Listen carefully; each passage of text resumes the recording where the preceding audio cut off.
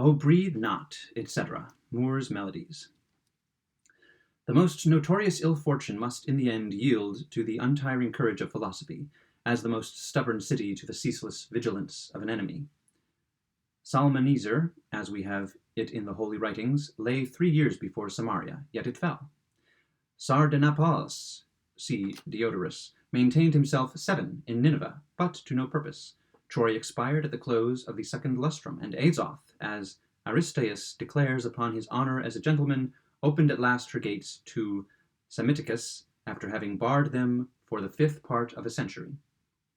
Thou wretch, thou vixen, thou shrew, said I to my wife on the morning after our wedding. Thou witch, thou hag, thou whippersnapper, thou sink of iniquity, thou fiery-faced quintessence of all that is abominable, thou, here standing upon tiptoe, seizing her by the throat, and placing my mouth close to her ear, I was preparing to launch forth a new and more decided epithet of opprobrium, which should not fail if ejaculated to convince her of her insignificance, when, to my extreme horror and astonishment, I discovered that I had lost my breath. The phrases "I am out of breath," "I have lost my breath," etc., are often enough repeated in common conversation, but it had never occurred to me that the terrible accident of which I speak could bona fide and actually happen. Imagine, that is, if you have a fanciful turn, imagine, I say, my wonder, my consternation, my despair. There is a good genius, however, which has never entirely deserted me. In my most ungovernable moods, I still retain a sense of propriety, et le chemin des passions me conduit, as Lord Edward in the Julie says it did him, à la philosophie véritable. Although I could not at first precisely ascertain to what degree the occurrence had affected me, I determined at all events to conceal the matter from my wife until further experience should discover to me the extent of this my unheard of calamity. Altering my countenance, therefore, in a moment from its bepuffed and distorted appearance to an expression of arch and coquettish benignity, I gave my lady a pat on the one cheek and a kiss on the other, and without saying one syllable, furies, I could not, I left her astonished at my drollery, as I pirouetted out of the room in a pas de zephyr. Behold me then safely ensconced in my private boudoir, a fearful instance of the ill consequences attending upon irascibility, alive with the qualifications of the dead, dead with the propensities of the living, an anomaly on the face of the earth, being very calm, yet breathless. Yes, breathless. I am serious in asserting that my breath was entirely gone. I could not have stirred with it a feather if my life had been at issue, or sullied even the delicacy of a mirror. Hard fate. Yet there was some alleviation to the first overwhelming paroxysm of my sorrow.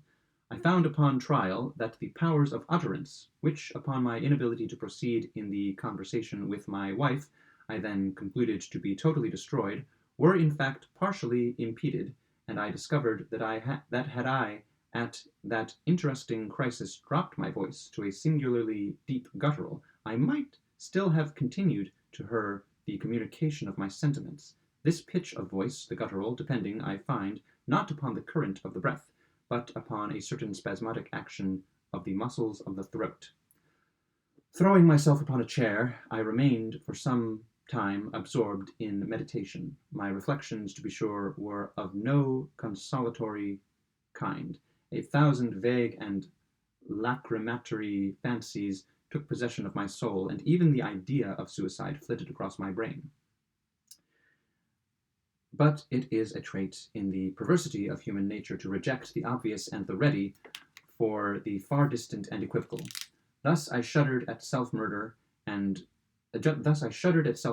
the most decided of atrocities, while the tabby cat purred strenuously upon the rug, and the very water-dog wheezed assiduously under the table, each taking to itself much merit for the strength of its lungs, and all obviously done in derision of my own pulmonary incapacity. Oppressed with a tumult of vague hopes and fears, I at length heard the footsteps of my wife descending the staircase. Being now assured of her absence, I returned with a palpitating heart to the scene of my disaster. Carefully locking the door on the inside, I commenced a vigorous search. It was possible, I thought, that, concealed in some obscure corner or lurking in some closet or drawer, might be found the lost object of my inquiry. It might have a vapory, it might even have a tangible form. Most philosophers upon many points of philosophy are still very unphilosophical. William Godwin, however, says in his Mandeville, that invisible things are the only realities, and this, all will allow, is a case in point. I would have the judicious reader pause before accusing such asseverations of an undue quantum of absurdity. Anaxagoras, it will be remembered, maintained that snow is black, and this I have since found to be the case. Long and earnestly did I continue the investigation, but the contemptible reward of my industry and perseverance proved to be only a set of false teeth, 2 pair of hips, an eye, and a number of billets doux from Mr. Windenough to my wife. I might as well here observe that this confirmation of my lady's partiality for Mr. W. occasioned me little uneasiness. That Mrs. Lackabreath should admire anything so dissimilar to myself was a natural and necessary evil. I am, it is well known, of a robust and corpulent appearance, and at the same time somewhat diminutive in stature. What wonder, then, that the lathe-like tenuity of my acquaintance and his altitude, which has grown into a proverb, should have met with all due estimation in the eyes of Mrs. Lackabreath. But to return. My exertions, as I have before said, proved fruitless. Closet after closet, drawer after drawer, corner after corner, were scrutinized to no purpose. At one time, however, I thought myself sure of my prize, having, in rummaging a dressing-case, accidentally demolished a bottle of Grandjean's oil of archangels, which, as an agreeable perfume, I here take the liberty of recommending. With a heavy heart I returned to my boudoir, there to ponder upon some method of eluding my wife's penetration until I could make arrangements prior to my leaving the country, for to this I had already made up my mind. In a foreign climate, being unknown, I might, with some probability of success, endeavour to conceal my unhappy calamity, a calamity calculated, even more than beggary, to estrange the affections of the multitude, and to draw down upon the wretch the well-merited indignation of the virtuous and the happy. I was not long in hesitation, being naturally quick. I committed to memory the entire tragedy of Metamora. I had the good fortune to recollect that in the accentuation of this drama, or at least of such portion of it as is allotted to the hero, the tones of voice in which I found myself deficient were altogether unnecessary, and that the deep guttural was expected to reign monotonously throughout. I practised for some time by the borders of a well-frequented marsh. Herein, however, having no reference to a similar proceeding of Demosthenes, but from a design peculiarly and conscientiously my own, thus armed at all points, I determined to make my wife believe that I was suddenly smitten with a passion for the stage.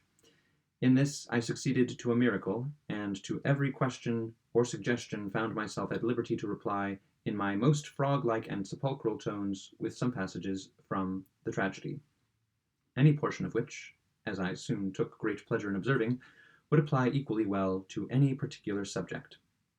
It is not to be supposed, however, that in the delivery of such passages I was found at all deficient in the looking asquint, the showing my teeth, the working my knees, the shuffling my feet, or in any of those unmentionable graces which are now justly considered the characteristics of a popular performer. To be sure, they spoke of confining me in a straitjacket, but good God, they never suspected me of having lost my breath. Having at length put my affairs in order, I took my seat very early one morning in the mail stage, for giving it to be understood among my acquaintances that business of the last importance required my immediate personal attendance in that city. The coach was crammed to repletion, but in the uncertain twilight the features of my companions could not be distinguished. Without making any effectual resistance, I suffered myself to be placed between 2 gentlemen of colossal dimensions, while a third of a size larger, requesting pardon for the liberty he was about to take, threw himself upon my body at full length, and falling asleep in an instant, drowned all my guttural ejaculations for relief, in a snore which would have put a blush to the roarings of the bull of Phalaris. Happily, the state of my respiratory faculties rendered suffocation an accident entirely out of the question. As, however, the day broke more distinctly in our approach to the outskirts of the city, my tormentor, arising and adjusting his shirt collar, thanked me, in a very friendly manner, for my civility. Seeing that I remained motionless, all my limbs were discollated, and my head twisted on one side. His apprehensions began to be excited, and arousing the rest of the passengers, he communicated in a very decided manner his opinion that a dead man had been palmed upon them during the night for a living and responsible fellow-traveler, here giving me a thump on the right eye by way of demonstrating the truth of his suggestion.